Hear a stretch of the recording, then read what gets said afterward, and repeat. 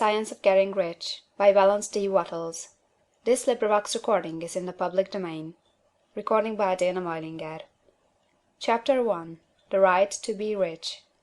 Whatever may be said in praise of poverty, the fact remains that it is not possible to live a really complete or successful life unless one is rich.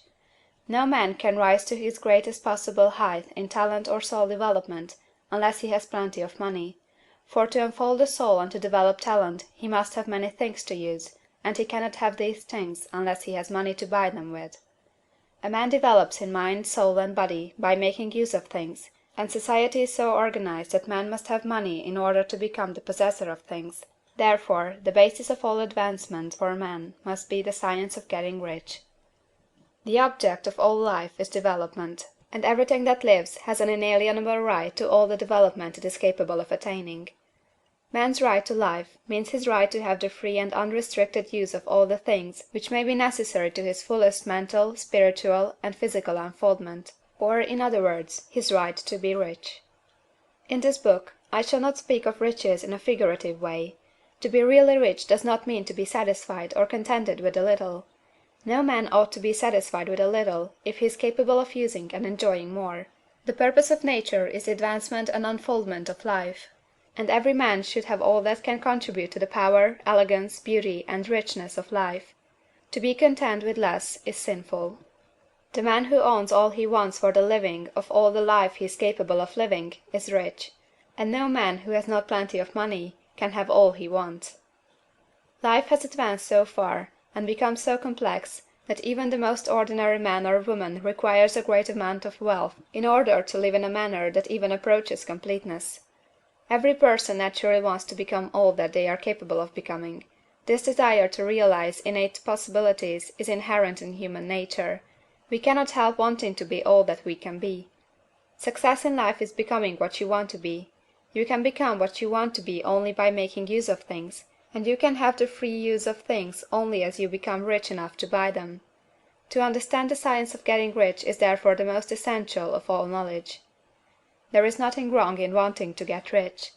The desire for riches is really the desire for a richer, fuller, and more abundant life, and that desire is praiseworthy. The man who does not desire to live more abundantly is abnormal, and so the man who does not desire to have money enough to buy all he wants is abnormal.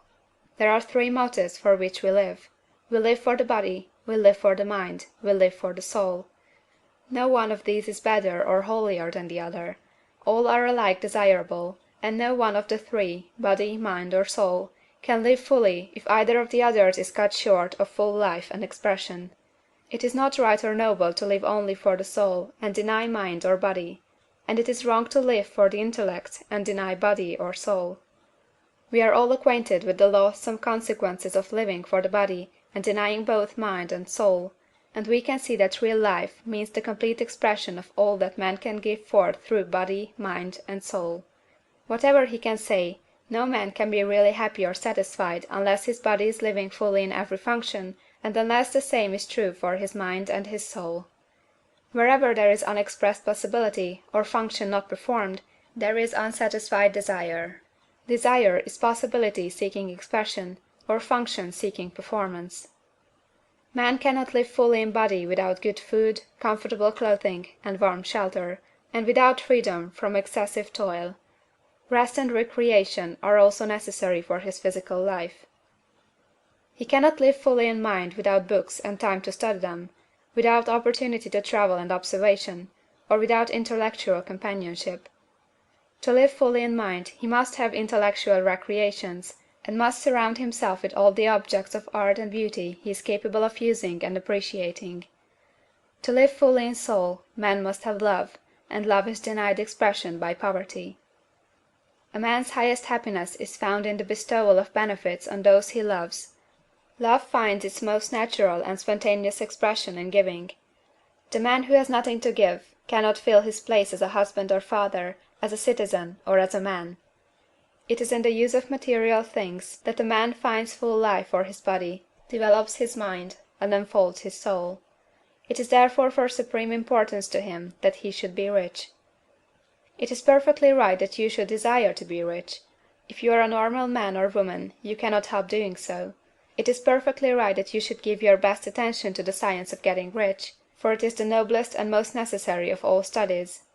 If you neglect this study, you are derelict in your duty to yourself, to God and humanity; for you can render to God and humanity no greater service than to make the most of yourself.